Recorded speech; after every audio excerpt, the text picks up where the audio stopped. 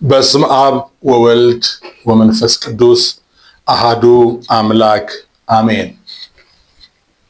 ማስተርቤሽን ወይም ግለ ወሲብ የብዙዎች ድብቅ ለቅሶ ክፍል 14 የብዙ ሰው ድብቅ ለቅሶ ገልጾ ማይናገረው ነው። ሰላም እግዚአብሔር በያላችሁበት ከናንተ ጋር ይሁን። እንደምን ቆይታችኋል? ለቻናሌ አዲስ ከሆናችሁ ሰብስክራይብ በማድረግ እንድትጀምሩ ይሄ ብዙ ፈተናና ችግር ውስጥ ላሉ ሰዎች የሚጠቅም ነውና ሌሎች በማካፈል እንድታገለግሉ ጠይቃለሁ። በዚህ አገልግሎት ብዙ ሰዎችን በአካል በስልክ ከ550 በላይ ኦልሞስት ወደ 600 የሚጠጋ ሰው በጽሁፍና ደግሞ በተለያየ መንገድ እንዲሁ ብዙ ሰዎችን እንዳገለግልና እንዳግዝ እግዚአብሔር ረድቶኛል። ክብሩን ለእግዚአብሔር ሰጣለሁ። ማስተርቤሽን የብዙ ሰው ችግር ነው። አሁንም ምክር በነፃ የሆነ ምክር አገልግሎት ከፈለጋችሁ ስልክ ቁጥሮች አሉ። በእነዚያ በመደወል ልታገኙ ትችላላችሁ። እንደገናም ደግሞ ይህ አገልግሎት በጣም ብዙ ትውልድ የተያዘበት እንደሆነ አይቻለሁ። ክብሩ እግዚአብሔር ነው። ማንም ጻድቅ አይደለም፣ እንድታውቁ ይገባል። ስናገለግል እኛ ጻድቅ ስለሆንን አይደለም፣ የእግዚአብሔር ምሕረት በስቶልን እንጂ ከተለያየ የኃጢአት ስርዓት ወጥተን እንድናገለግል እግዚአብሔር ስለረዳን ስለሆነ አትፍሩ። የልባችሁን ብዙ ሰው ችግሩ ለማን እነግራለሁ፣ ሚስጥሬን ማን ይጠብቃል የሚል ነው። እግዚአብሔር በረዳን መጠን ልናገለግላችሁ ዝግጁ ነን። ደውሉልን። አገልግሎቱ ብዙ ሰው ጋር ሊደርስ ደግሞ የእናንተን እገዛ ይፈልጋል። እግዚአብሔር ባሳሰባችሁ መጠን አገልግሎቱን እንድታግዙ በተሰጡት በስክሪን ላይ ባሉ የባንክ አካውንቶች በማስገባት እንድታግዙ እንጠይቃለን። እንግዲህ ማስተርቤሽን ወይም ግለ ወሲብ በልማድ ግብረ አውናን ይሉታል። ያው ከዚህ ቀደም መግለጫ አስጥቼበታለሁ። ግብረ አውናን ነው አይባልም። ያው ከግብረ አውናን ጋር የሚያመሳስለው ዘርን ወደ ውጭ ከማፍሰስ በስተቀር ማስተርቤሽንና ግብረ አውናን አይገናኙም። ግብረ አውናን ያው የአውናን የይሁዳ ልጅ ነውና ወንድሙ ዘር አስቀር ሲባል ከወንድሙ ሚስት ጋር ተኝቶ ግን ዘር ወደ ውጭ ነበር ያፈስ ነበር። ይሄ ግን በቀጥታ ከአጋንንት ጋር ነው፣ ሌላ ሴት የለም። እንግዲህ ግብረ ስጋ ግንኙነት ወይ የፍትወት ግንኙነት የሁለት አካላት ኢንቮልቭ የሚያደርጉበት ነውና እዚህ ላይ ግን ተቃራኒ ጾታ የሌለበት ስለሆነ ከአጋንንት ጋር የሚሆን ተራክቦ ነው ይላሉ ሰዎች። ይሄ እስማማበታለሁ። ከአጋንንት ጋር የሚደረግ ተራክቦ ነው እና ምን ያደርጋል የሚለው ነው ዛሬ መጨረሻ ማለውን ምን እንደሚያስከትለው ቢል የስጋ ፍላጎት ወይም ሴክሹዋል ላይፍን ያበላሻል። ይሄ ምለው ምን ማለት ነው? ብዙ ጊዜ ችግሩ በዚህ በምክር አገልግሎት እንዳየሁት ከጋብቻ ውጭ ያሉ ሰዎች ግን በማስተርቤሽን ወይም በግለ ወሲብ የተነሳ ወደ ሴት ለመሄድ ወይም ደግሞ ሴቷ ወደ ወንድ ለመሄድ ፍላጎት የሚያጡበት ችግር ሆኖ ሲከሰት እግዚአብሔር ረድቷቸው ደግሞ ከዚህ ነፃ ሲወጡ ምን ያደርጋሉ? በቀጥታ ወደ ኃጢአት ይገባሉ። ያው ነው ለውጡ። ያለ ጋብቻ ከጋብቻ ውጪ በሆነ የሴክሹዋል ላይፍ የግብረ ስጋ ግንኙነት ቢፈጸም አይነቱ ተለያየ እንጂ ሁለቱም ጋር ሞት ነው ያለው። ማስተርቤሽን ጋር ሞት አለ፣ እዚህ ጋር ደግሞ ሴሰኝነቱ ጋር ሞት አለ። ብዙዎቹ እንዲህ ነውና አንዳንዴ በቃ ሆነልኝ ይሉኛል፣ ወይ ደግሞ አንዳንዴ ወደ ሴት ሲሄድ አልሆናለኝ እንትኑ ግን ማስተርቤሽን ቆሞልኛል፣ ምን ትመክረኛለህ ይሉኛል።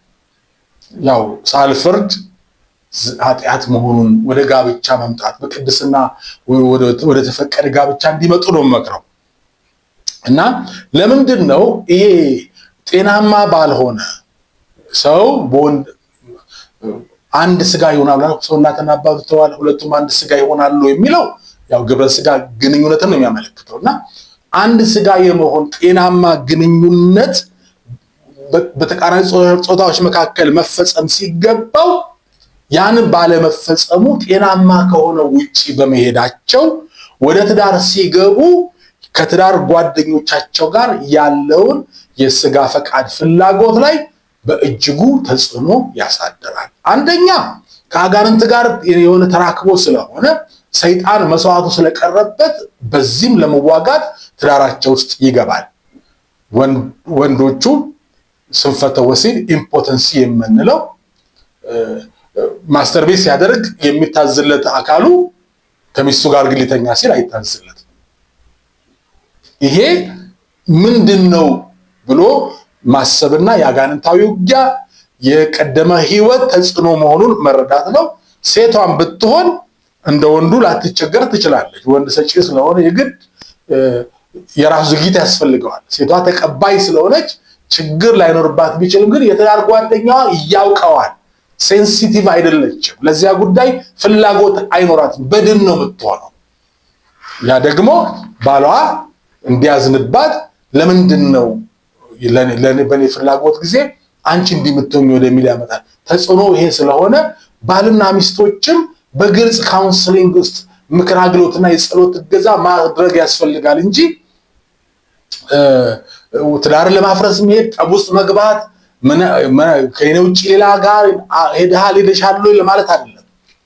መነጋገር አሁን ያለፍንበትን ህይወት ስለማናወራ ወደ ምክር ግልጽ ስለማኑ ብዙ ጊዜ ለምክር ዝግነን። ዝግ የሚያደርገው አንዱ ባህላችንም ነገርን በሆድ ሚል አለ። እንደገና ደግሞ ነገራችን የሚሸከምና ሚስጥራችን የሚይዝ ማን ነው?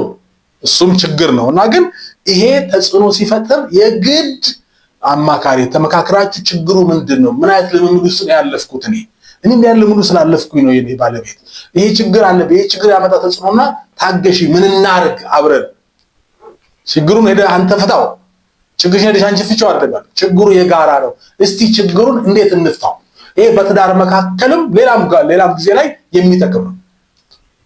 ችግሩ የሷ ቢሆንም ይሄ ችግር ያንቺ ነው፣ አንቺ ፍቺው። ይሄን ቤት ትዳራችን የሚያናጋ ነገር ያመጣው አንተ ፍታው አይባልም። እስቲ አብረን እንፍታው ሲባል ያ ጥፋተኛ የሆነ ሰው ደስ ይለዋል። በቃ አብረን እንፍታው፣ የጋራችን እናድርገው ችግሮቻችንን አብረን ለመፍታት ይሄ አለ እና ከገጠመኝም ከሰማሁትም ከትዳር ጓደኞቻቸው ጋር ከባድና ጠንካራ ቃል የሚሰሙ ሰዎች አሉ። አንተ ሁለታችን ሴት እንዴት ሆነ? ሁለት ሴት እንዴት አብሮ ይኖራል? የምልክ አንተ ወንድ አይደለም። ጭራሽ የበለጠ የሚያሸማቅቅና እንዳይድን የሚያደርግ ነው እና በተለይ በወንዶች ላይ በወንድነት ሲባል በርግጥ ሁልጊዜ ሴክሹዋል ጋር ይያዛል።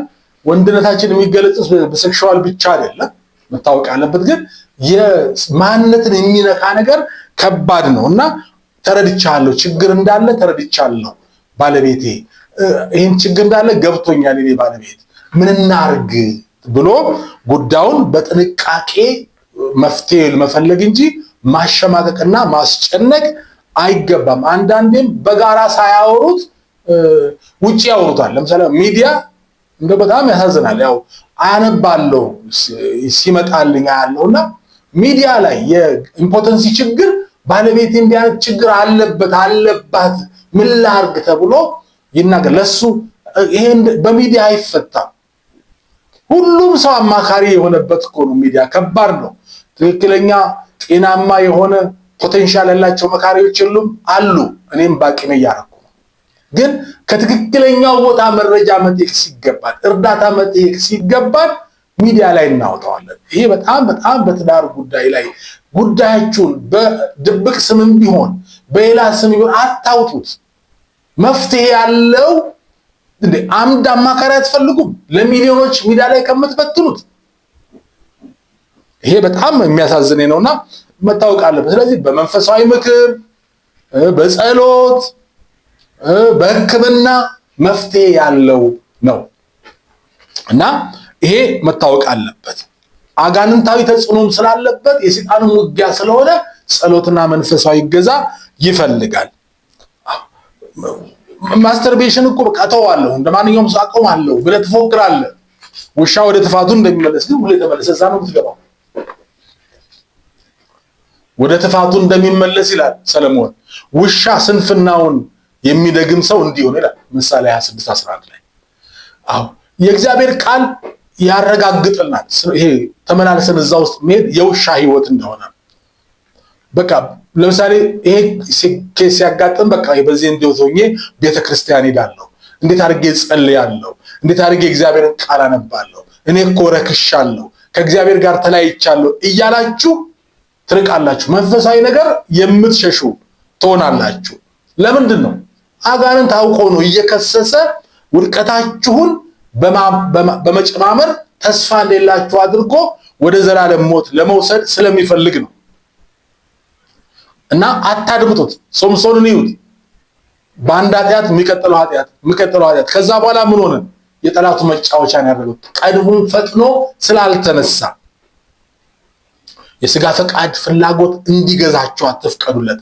ለሰይጣን እድል ፈንታ መስጠት ነው፣ አቅም መስጠት እንደሆነ ነው። ያው ሶምሶን የምናየው አይኑን አጣ፣ አይኑን አወጡበት፣ ማሾፊያ መቀለጃ አደረጉት። አጋንንት ማሾፊያ መቀለጃ ለዘላለም ሲኦል እንድትገባ ለማድረግ ነው የሚያዘጋጀው።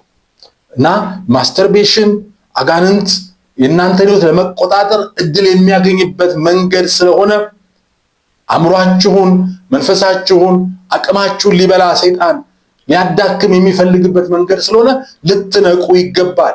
መንፈሳዊ ነገራችሁን እያዳከመ ለመንፈሳዊ ነገር ያላችሁ ጥማትና ፍላጎት እንዲሞት እያደረገ መዝሙር፣ መጽሐፍ ቅዱስ ማንበብ፣ አምልኮ፣ ከሰዎች ከቅዱሳን ጋር በእግዚአብሔር ፊት መሆን እንዲያስጠላችሁ እያደረገ ያርቃቸዋል። እንደ ቀደመው ዘመን የእግዚአብሔር ቃል መዝሙሩ፣ ዝማሬው፣ አምልኮቱ፣ ጸሎቱ ልባችሁ ላይ አልገባ እያለ እንጨት ያለባችሁ እንዲመስላችሁ ያደርጋል። ግን ወደ እግዚአብሔር ቅረቡ እንጂ ይህን ምክንያት አድርጋችሁ አትቅረቡ። በአእምሯዊ ረገድ መነቃቃት የሌላችሁ፣ ኃይላችሁ የደነዘዘ፣ የተሰለበ፣ የተሟጠጠ ይሆንባችኋል። በቃ የመስራት፣ የማጥናት፣ የመማር፣ ለተሻለ ነገር የመነቃቃት ፍላጎታችሁ ይጠፋና እዚህ አይነት የውድቀት ዑደት ውስጥ ሳይክል ውስጥ ትወድቃላችሁ።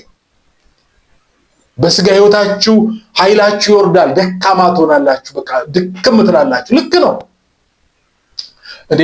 በጎ ነገር ማድረግና መጥፎ ነገር ማድረግ ልዩነቱ በምን ታውቃላችሁ? ለምሳሌ አሁን እንደው መንፈሳዊ ነገር ስታነቡ፣ ስትጸልዩ፣ ስትዘምሩ ኃይል ነው የምታገኙት። ምን ሆናል ማለት ነው? ከደበራችሁ ድካም ተነቃቃላችሁ። ምን ሆኗል? የሆነ ኃይል ገብቷል ማለት ነው። እንደው ይሄ ብቻ አይደለም። ሲያጠና ማን ነው ኃይሉ ድክም የሚል? የለም። ሲሰራ ማን ነው ኃይሉ ድክም የሚል? የለም። ነገር ግን ጌም ሲያይ፣ ማስተርቤት ሲያደርግ፣ ፖርኖግራፊ ሲያይስ ምንድነው የሚሆነው? ኃይሉ ድክም ይላል። ለምን ስትሉ አያችሁ፣ የበጎ ነገር ላይ ኃይል የሚመጣበት መነቃቃት ያለበት ነገር እንዳለ ማስተዋል ይቻላል። ልክ ያልሆነ ነገር ላይ ግን ልክ አለመሆኑ የምታውቁት ያንን ያደረጋችሁ ፊልም ማየት ሊሆን ይችላል፣ ጌም መጫወት ሊሆን ይችላል። ጨርሳችሁ ምን ተከሰተ? ይሄን ነው የምጠይቃችሁ። ጨርሳችሁ አቅማችሁ ድክ ተዝናንታችሁ ብላችሁ ደስ ብላችሁ ስትወጡ ኃይላችሁ ሙጥጥ ካለ ያ ነገር ትክክል አይደለም እና ይሄን አቅም ያሳጣል። እግዚአብሔር ላዘጋጀላችሁ የዓላማ የህይወት ኑሮ ወደዛ ግብ እንዳትሄዱ አእምሯችሁ የሞተ፣ ሞራላችሁ የወደቀ፣ ሐሞታችሁ የተሟጠጠ ይሆንባችኋል። ነገር ግን ይሲባል ተስፋ የለም ማለት አይደለም። ከወሰንክ ትልቅ የምስራች አለ። ታስራ አትቅር፣ ለመነሳት ወስን እንጂ እግዚአብሔር ሊረዳ ዝግጁ ነው። ኃጢአት ስትሰራ የኃጢአት ባሪያ ትሆናለህ። ነገር ግን መጽሐፍ ቅዱስ በዮሐንስ 8:36 ላይ እንግዲህ ልጁ አርነት ቢያወጣችሁ በእውነት አርነት ትወጣላችሁ፣ ነፃነት ትወጣላችሁ በማለት ኢየሱስ ክርስቶስ ከማናቸውም የኃጢአት ቀንበር ነፃ ሊያወጣን ዝግጁ እንደሆነ የተስፋ ቃል አለን እና በፈለገ ዘመን በዚህ እስራት ውስጥ ብትሆን፣ በማናቸውም ቀንበር ውስጥ ብትሆን፣ ከዚህ ለወጣ አልችልም ብለህ ብታስብም ኢየሱስ ክርስቶስ ግን ከሁሉም እስራት ነፃ ሊያወጣ ዝግጁ እንደሆነ እንደሚችል ነው። ካንተ የሚጠበቀው ነፃ ለመውጣት የቆረጠ ልብ፣ እግዚአብሔር በሚነግርህ መንገድ ልትዋጋ ይገባል። መታወቅ ያለበት በቀልድ የተጀመረ የኃጢአት ልምምድ ብዙ ዋጋ ያስከፍላል። ሰይጣን በቀላሉ ይለቅ አይፈልግም። ከዚህ መጥፎ ልምምድ ለመውጣት ጸንተህ ወገብክን አስረህ አስረሽ መቋቋም አለብሽ። መጾም፣ መጸለይ፣ ቃሉን ማንበብ አለብህ። ሰይጣን ደካማ እንድትሆን የራሱን ሰራዊቶች ያሰማርብሃል፣ አጋንንት ይልክብሃል፣ እንድትዳከም ያደርጋል። ነገር ግን ጌታ የሰጠህን ራስን የመግዛት ችሎታን መልሰ ከጠላት እጅ በማስጣል ራስን በመግዛት መታገል አለብህ። እንግዲያው ለውጊያ የመነሻው ጊዜ መቼ ነው? አሁን ነው። ተነሽ። አልችልም አትበል፣ ይችላል እግዚአብሔር ያነሳል። ዘመን አልፎብኛል አትበል፣ ይቻላል እግዚአብሔር። ለሰይጣን ድል አትስጠው። ተነስ። እዚህ በእሳት የማጥፋት ሂደት ውስጥ 3 አለ። ማስራብ፣ ማፈን፣ ማጥፋት ይላሉ። መጀመሪያ ይላሉ እሳት አደጋ ሰራተኞች ማስራብ ምን ማለት ነው? ለእሳቱ ግብአት የሆኑ ነገሮችን ከዙሪያ ማራቅ ነው። ቀጥሎ እሳቱ እንዳይስፋፋ ማፈን ነው። ከዛ ማጥፋት ነው። ይሄ ለኃጢአትም ህይወት ይሰራል። ጠንክረህ በርታ። ለሰይጣን ተጨማሪ ድል አትስጠው። መንፈሳዊ ነገር ግን አእምሮህን በእግዚአብሔር ነገር መግበው። ከብርቱና መልካም ምስክርነት ካላቸው ክርስቲያኖች የምክርና የጸሎት እገዛን ጠይቅ። ሰው ምን ይለኛል ብለህ ነገር ግን ደብቀህ ራስህን ወደ ሲኦል አትምራው። እግዚአብሔር ወደ ነፃነት እንድትወጣ እየጠራ ስለሆነ ለዚህ እድል ልብን ክፈት። አንድ አባባል አለ፣ የኃጢአት ጉልበቱ ሚስጥርነቱ ነው ይላልና ለአንድ ለታመነ ሰው ግለጸው። ኃጢአት አትናገረው። ሰው ምን ይልሃል እያለ ሰይጣን የሚልህ ከተናገርከው ጨለማውን ስራ ከገለጥክ ሰይጣን አቅሙን እንደሚያጣ ነውና ሰይጣን ሁሉ አቅም ያለው ንስሐ ባልተገባበትና ባልተገለጠ ኃጢአት ላይ ነው። እና ታዲያ አየህ ጤናማ ልምድ ብለህ የጀመርከው ማስተርቤሽን ምን ያህል ከባድና አደገኛ እንደሆነ ተረዳሽው? አዎ ማስተርቤሽን አንተ በግል የምትፈጽሙ አይደለም። አንተ ካንተ ጋር፣ አንቺ ካንቺ ጋር አይደለም። እናንተ ከሰይጣን ጋር የምትፈጽሙት መንፈሳዊ ተራክቦ እርኩሰት ነው።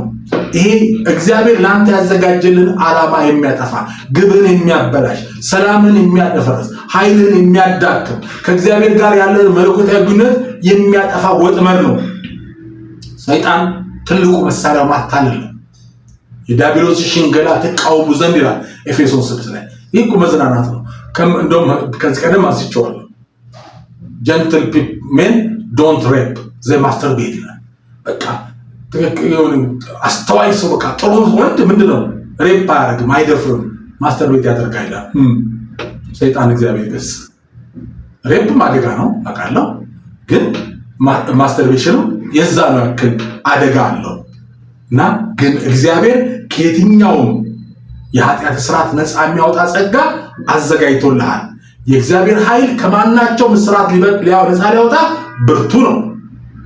ክርስቶስ አርነት ያወጣውን ማን ደግሞ ሊያስረው ይችላል?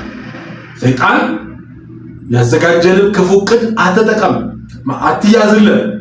በጾም በጸሎት መጽሐፍ ቅዱስ በማንበብ ወደ አዳኘ ወደ መድኃኒት ወደ ክርስቶስ በመጠጋት መስቀል ላይ የሰጠህን ማዳን ለኔ ነው ብለህ በማመን መንፈሱ እንዲልክልህ በመማፀን ከሰይጣን እስራት ነፃ በመውጣት የተወሰደብን መንፈሳዊና ስጋዊ በረከት ማስመለስ ትችላለህ። እግዚአብሔር ይባርካችሁ። እግዚአብሔር ይረዳችኋል። ሰላም ሁኑልኝ። ቸር ይግጠመን።